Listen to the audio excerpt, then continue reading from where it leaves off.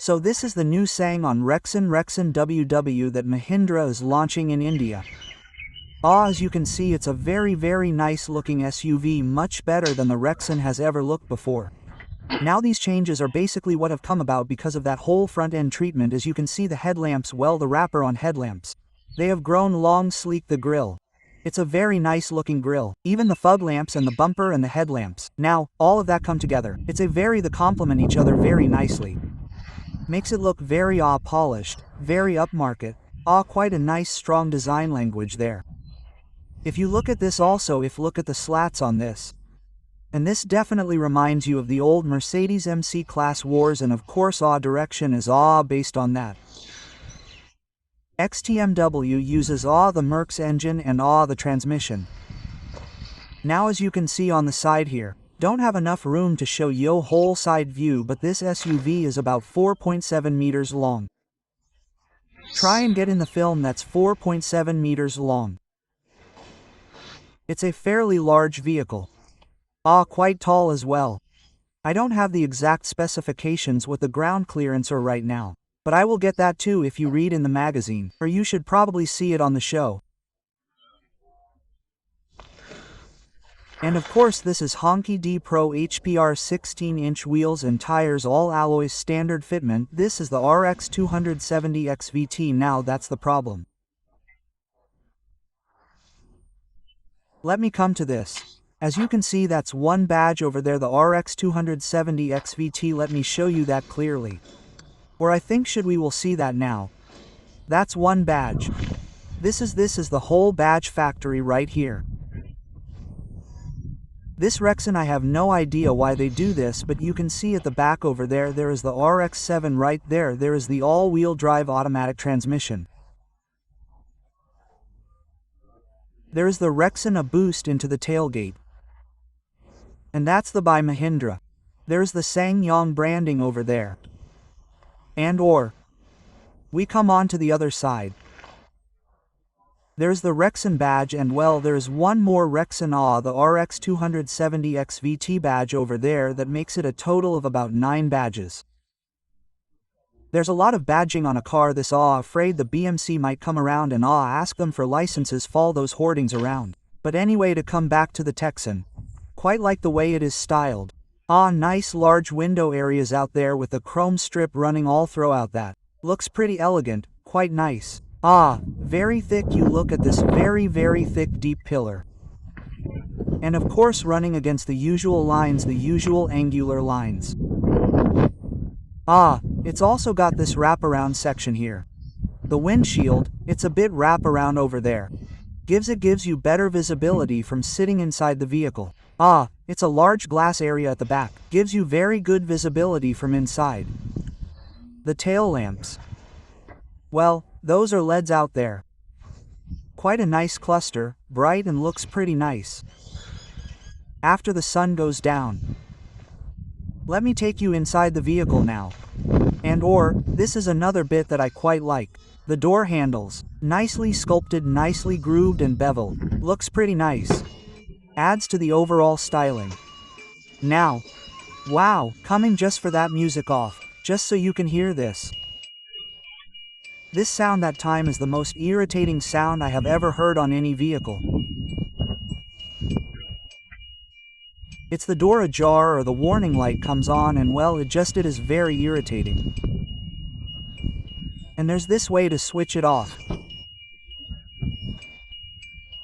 This is what the panel on the door looks like for the window controls, and of course the seat memory functions and the outside rear view mirrors controls, and it's got these electronic seats, as you can see they're adjustable for reach, and the backrest as well. Tall support is right over there. That's the no for tall support. I quite like the seats also. Nicely detailed, very nicely stitched. With the Rexton logo on the backrest. This is the slightly odd bit out here. Try and see if I get it further behind. And this steering wheel. Well, not the nicest looking steering wheel. Let me see if I get a wider shot of this. That's better. Not the nicest looking steering wheel you've ever seen in a vehicle. Especially because those knobs on there, those buttons. Ah, very the ugliest bit if I must say so on in this whole car doesn't quite like that, but well, form and function. Well, the form is not very pleasing, it's highly functional. Ah, it does everything that you want to do. Here's the interesting bit, and this is one thing I absolutely find quite amazing. Especially in a city this D+ and the D- you can see over there. Now, those are shift selector buttons. They're just buttons. You just go on them and just press them down. That will go up the gears. And that will go down the gears. So, that is fantastic. This doesn't have your regular paddle shift behind the steering wheel. Just get these two buttons over here. And the reason I like the steering wheel is because, well, everything is just on your fingertips. Another interesting bit about the steering wheel. Let me show you. This is the power switch. I'm not sure why they could or why they did this, but let me there it is. If you can see it there. That's why. Let me try. There it is. This power switch is for the audio system, right? And then that puts it on. So it puts on standby. So if you get it running, you get the audio system running. Source, and now I can just switch it off from. Hearing of it just works. I guess it's a temperamental thing and just works sometimes, otherwise not too sure. And that stereo system, that is also a very funky unit, as you can see the panel on the left over there. You see the light changing, that becomes red right now, just orange a few seconds ago. Now I will shift to a slightly mysterious pink. And of course now it's going to blue. And well, it does a lot of stuff like this. But this is after the stereo. It's on a standard fitment. The Mahindra fits it, and I am assuming it gives it along with the vehicle. I quite like the way this dashboard looks. It's simple, elegant, quite neat. Like the plastic bits, even the forward. All of this, just makes it look very nice, very clean, very comfortable and polished. It's a nice interior. That's the transmission. The shift gate for the 5-speed automatic, and of course, this strangely is a winter and a summer mode. I will tell you more about what the winter and summer mode does. Basically just improves the traction and drivability in winter or in basically wet and slippery conditions. That's what the instrument panel looks like. It's tacho on the left. Speed on the center. Fuel and temperature gauges, you can switch that on if you see that. Slight and green glow. It's quite impressive once it's dark. So much for the dashboard. I also like this array of switches out here. I'm not sure what that one does entirely, but that's the thermostat. That's the heater for the windshield, and of course that's the switch for the traction control. And of course this is hill descent control. Can't show that here, or where it is. That's the hill descent control.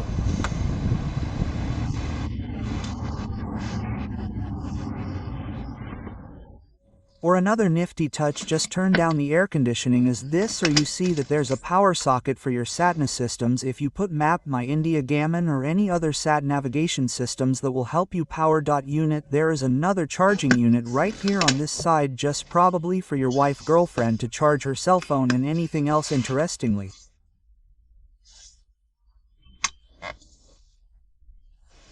That's a third. Before that, that's a third charging point. Now these 3 charging points are all around the driver's seat. Basically for the front passengers. It's nice push-done bottle holder.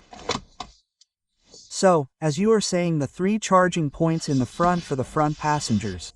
But we'll go to the rear. Just take you there in a minute. Well, there's nothing out here. And given that in Indian conditions a lot of people are going to be buying, the reason will be seated here in the back seat in this second row. And unfortunately they are not going to have access to a charging point, unless you have a really long cable. We'll go in all the way from the front, and it's at that distance. It's pretty far away. So you are not going to be able to get access to a charging point very easily. There is one more charging point. And it's in the rear, the third row. Now I will just ask Gaurav to flatten that row. It's a very narrow bench. There isn't much room. It's best, I'm assuming, for kids alone now there. That's gone flat. And it's an awful amount of a luggage space. The booths have massive volume. You can really put in a lot of stuff over there. And that's the tray that you can see this section, that's the tray that you can see out there. Now this tray is where your tools are going to be. It's a simple clip down switch, and well, inside here is where you're gonna have you got space to put some oddities, your tools and spare parts, anything as well. And there's another charging point. Odd place to put the charging point because I'm not sure what can I put in there, an OD for charging. But yeah, there it goes in. And see that? And all you need to do to access the rear seats, just well, pull up on that. And there you have it. And you hang this and just shrug it down. Now here's another bit that I like. I thought was pretty innovative is my access in these knobs. What you can do is you let that fall down, and now what you have is a completely flush loading bay without the gap in between. Like you see, there's a small gap in there where your stuff might fall in. If you want your stuff to fall in, just lower that flap and it gives you a flat loading bay. Covers all the gaps and all your small stuff will not fall in. Now, another oddity of this cabin, as you can see, for the third row, there are a set of air conditioning vents on the side. And there's the knob to adjust the blow speed as well. But if you look, there's nothing on the other side. So, while a passenger on the right side is gonna freeze, the guy on the left is gonna thrash. Not the smartest design, but well, at least they have an air conditioning control unit for the third row passengers. And well, I guess that must be appreciated. Their passengers also get this very small, porthole. Right there. And the small window, but gives it enough of light. Gives it enough of makes it feel roomy and of course bright. So there you have the Rexton. Now I will just show you the engine very quickly. Take it to that here. The engine opens up from a small switch out here. Here. That's the engine bay that opens up to open up the hood. Release the class under that.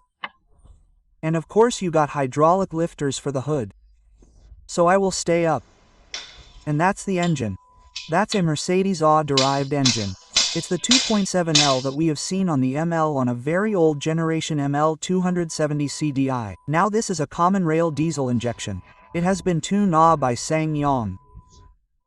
Basically to conform to emission norms, fuel efficiency norms around the world wherever this engine, this SUV is sold. 2.7 liter, there are two power trims in this. There's 1,164 horsepower trim that is available with just the manual transmission.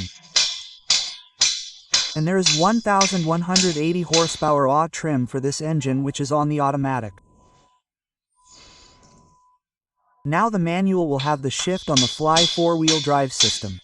So there will be an electronic knob for you to select four-wheel drive, 4 high, 4 low and 2-wheel drive. The automatic is a full-time 4-wheel drive option. Of course torque is distributed to all 4 wheels, and it's a torque on demand system. So, it should do pretty well in all mild off-road conditions. Now, what's it like to drive? Well, the engine is pretty noisy. You can hear a lot of it inside the cab. Despite a lot of sound deadening, I'm gonna just crank up that engine for you. And let you hear the sound. That's the engine coming on. Wipers on the gate, that's the engine from the outside. Step inside. And close the windows and